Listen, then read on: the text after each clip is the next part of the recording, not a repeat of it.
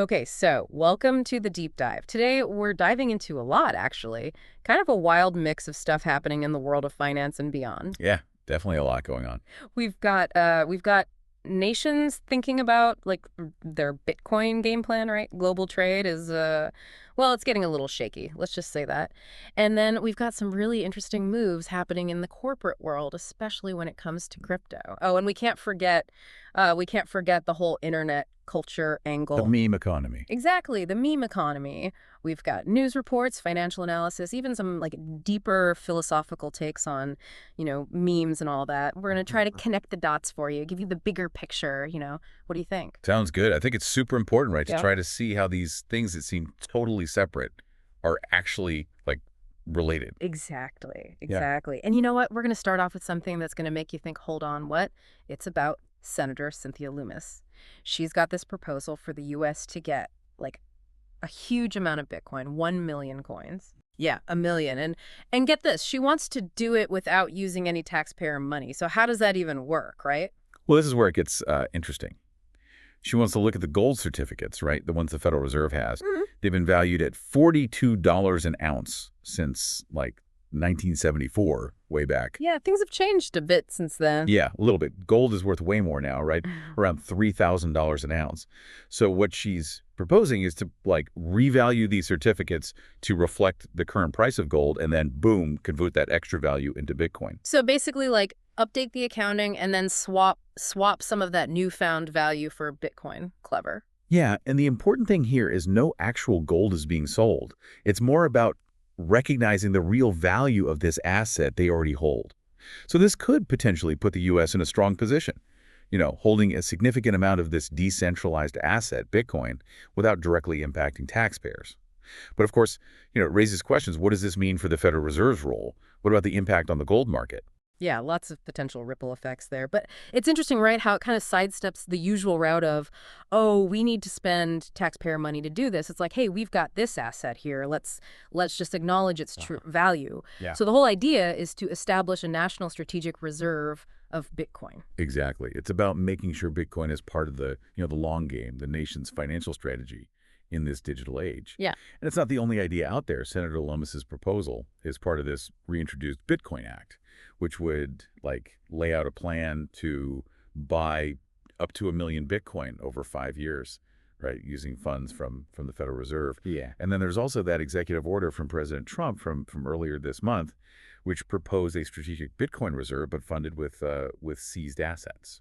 So different approaches, but the same underlying goal, I guess. Really Right. interesting. Right. Interesting to see how these different ideas are taking shape. And it's not just the U.S., by the way. France is also having some interesting conversations around Bitcoin.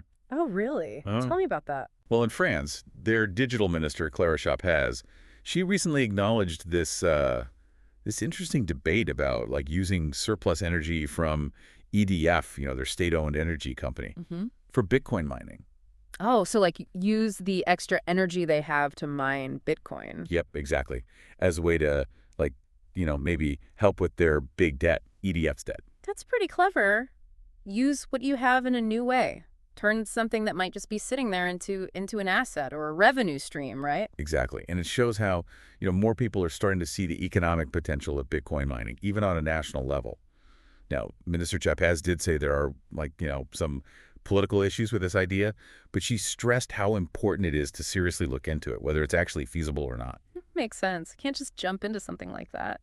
And it's not just her, right? No. Marine Le Pen, the leader of the National Rally Party, she's also suggested using France's nuclear power plants for Bitcoin mining. So it's becoming a bigger conversation in France across different political parties. Fascinating, right? Whether it's about using surplus energy or like optimizing what they already have, this idea of mining Bitcoin with national resources it's getting attention. It is. Okay, let's switch gears a bit. Let's talk about what's happening in the corporate world because there are some big moves happening there too. What about Marathon Digital? They just made a pretty big announcement. Yeah, Marathon Digital's it's a big Bitcoin mining company here in the U.S. And they just announced they're going to issue $2 billion, that's billion with a B, dollars worth of shares. Whoa. And what are they going to do with most of that money? Buy more Bitcoin. $2 billion specifically for more Bitcoin. That's a pretty big bet on its future, wouldn't you say? It is. And it's Yeah. not just talk. They've done similar things in the past, and it's really boosted their Bitcoin holdings. They went from about 13,700 Bitcoin to over 46,000. So they clearly believe in it as a long-term asset. And it's not just them. We're seeing similar moves from other companies, like MicroStrategy, who are famous for using equity to buy up tons of Bitcoin. So it's not just the miners holding onto their Bitcoin, it's other companies getting in on the action, adding it to their company treasure chests. Interesting trend. And this isn't just a US thing, is it? I heard about this unusual move by a company in Japan called Metaplanet. What's their story? This one's wild. So Yeah. Metaplanet, they're planning to issue bonds worth 2 billion Japanese yen. But here's the catch. These bonds have 0% interest. 0% interest. Who would buy those? Well, they're doing it specifically to buy more Bitcoin. So, I mean, it's definitely an interesting strategy. In the world of finance, you usually have to pay interest when you borrow money, right? But they're issuing these 0% bonds to buy a, notoriously volatile asset like Bitcoin. So it's definitely a bold move. Really shows how companies are thinking outside the box, when it comes to crypto. It's like they're saying, we believe in Bitcoin so much, we're willing to forego any interest payments just to get our hands on more. That's a pretty strong statement. Okay, so we've got nations and companies making moves with Bitcoin, but what about the broader economic landscape? We saw South Korea, China, and Japan just have their first economic dialogue in 5 years. What's the deal with that?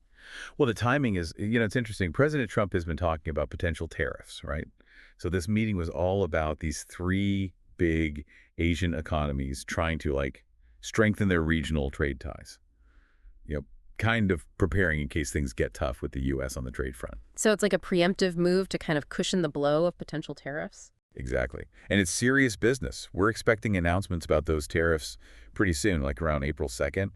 And this meeting, it was for trade ministers, but it came right after a meeting of their foreign ministers.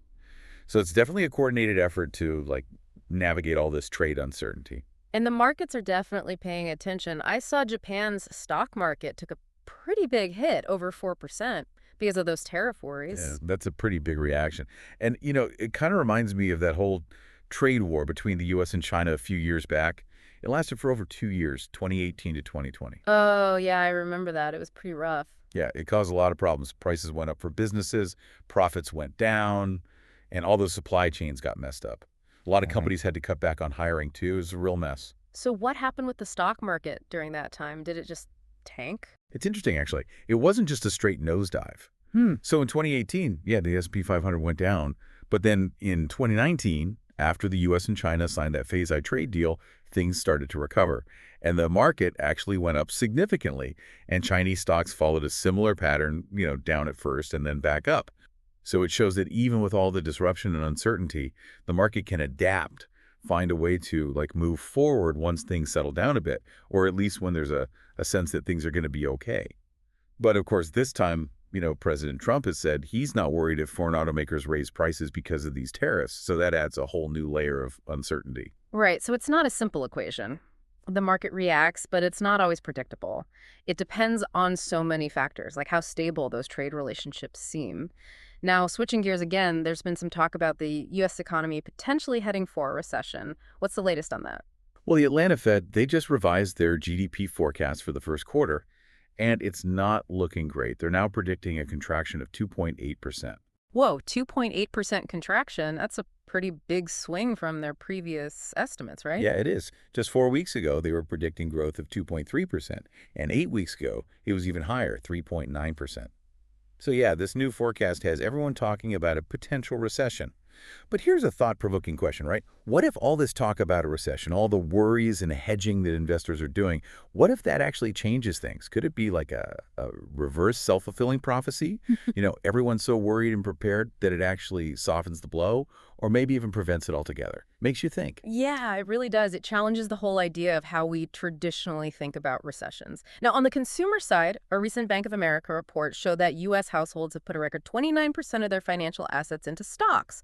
What does that tell us about how people are feeling right now? Well, on the one hand, it suggests that a lot of people are feeling pretty confident about the market, right? They're willing to take on risk to get those potential returns. But on the other hand, considering all the economic uncertainties we've been talking about, the tariffs and the possibility of a recession, Having so much money tied up in the stock market could be risky. Yeah. If the market takes a downturn, a lot of people could get hurt. So it's a bit of a mixed bag, a situation that needs to be watched carefully. Right, so there's optimism, but also a potential vulnerability there. Now, amid all this economic back and forth, the world of crypto regulation keeps evolving too. California just introduced a new bill that's gotten some attention. Yeah, it's called AB 1052, also known as the Bitcoin Bill of Rights. A Bitcoin Bill of Rights, huh? That sounds pretty comprehensive. What's it all about? Well, it's aimed at, protecting the nearly 40 million Californians who own digital assets. It has a bunch of provisions that basically provide more clarity and protection for them. Like, it says people have the right to hold digital assets without facing discrimination. It wants to create a clear regulatory framework for digital assets in California. It tries to prevent restrictions on using digital assets for payments. It sets up protections for unclaimed digital assets, and it even restricts public officials from promoting specific digital assets so they stay impartial. It's a big step forward, I think, for digital asset holders. It shows that they're being taken seriously. Yeah, that's definitely a sign of progress towards mainstream acceptance and legal protection for crypto. It's a big deal, especially in a state like California. Now, before we wrap up, let's touch on the FTX situation. There's been an update about those repayments. Yes, according to the latest news, FTX is set to start paying back $11.4 billion to its main creditors in May 2025. 2025, that's still a while away. It is. But it's a step forward, right? Mm. And it's worth noting that smaller creditors, the ones with claims under $50,000, they've already gotten some of their money back. So, this is a big step towards resolving the whole mess that happened when FTX went bankrupt back in 2022. Yeah, it's a long road, but at least there's some movement. Okay, so we've covered a lot of ground here, but we want to touch on one more thing that really caught my eye. It's about the meme economy and this idea of taking a really long-term view of things. I think it helps us understand a lot of what's happening in the world today. Yeah, the source material we looked at actually talked about memes as a form of cultural expression, a real one, and how they can influence mainstream culture in ways we might not expect. Mhm. Like, they talked about how subcultures, groups that are kind of the fringes, they can move to the center, become mainstream, and memes can be a big part of that. I can definitely see that. Memes spread ideas and can even shape how we see the world. Like, look at Dogecoin. It started as a joke, right? A meme. But then it became this big part of crypto culture, first driven by this online community. And then, people like Elon Musk started talking about it. Exactly. And the source made this really interesting point about, what makes a meme really stick. It's not just about celebrities endorsing it or going viral for a minute. It has to resonate with a community, reflect Yeah. their values. It's like a digital language. And that ties into this whole idea of long-termism, right? Thinking about the really long game, whether it's in crypto, in business, or even in life. The source we looked at, they talked about the importance of value investing, building strong foundations. They used Binance as an example, how they've built this huge platform. Yeah, they were saying that market trends come and go, but what matters is finding those things that are truly valuable in long run and sticking with them. It's like, are people giving up on the idea of long-termism altogether, or are they just, putting their faith in the wrong things? And the author had some interesting advice for investors, like understand the cycles, the ups and downs of the economy and the market, follow the head principle, which means like the top players in a category usually dominate. And they recommended having at least 20% of your portfolio in coins, meaning crypto, because those are the key assets of this, digital information age. And then if you want to take on more risk, you could have a smaller portion in, riskier tokens or whatever. So the message is find what's truly valuable, what's built to last, and don't get caught up in the hype. It reminds me of that line from the source. Instead of chasing the wind, it is better to become the wind. It's pretty powerful, right? Literally. It's about creating something that has real impact, standing for something, not just reacting to what everyone else is doing. So as we wrap up this deep dive, we've covered a lot of ground. We talked about nations and companies and Bitcoin, the ups and downs of global trade, the anxieties around a potential recession, what's happening with crypto regulation, and even the role of memes and this whole idea of long-term thinking. It's a lot to process, but it all connects in this crazy dynamic world we live in. It does, and it shows how important it is to look beyond the headlines, right? To try to understand what's really driving things. Exactly. And that brings us to you, our listener. Building on that idea of becoming the wind, what are you going to focus on? In this world of constant change, what are the principles, the ideas, the trends that you think will matter in the long run? What will you choose to create, to believe in, to build? It's a question we're thinking about. Thanks for joining us on this deep dive.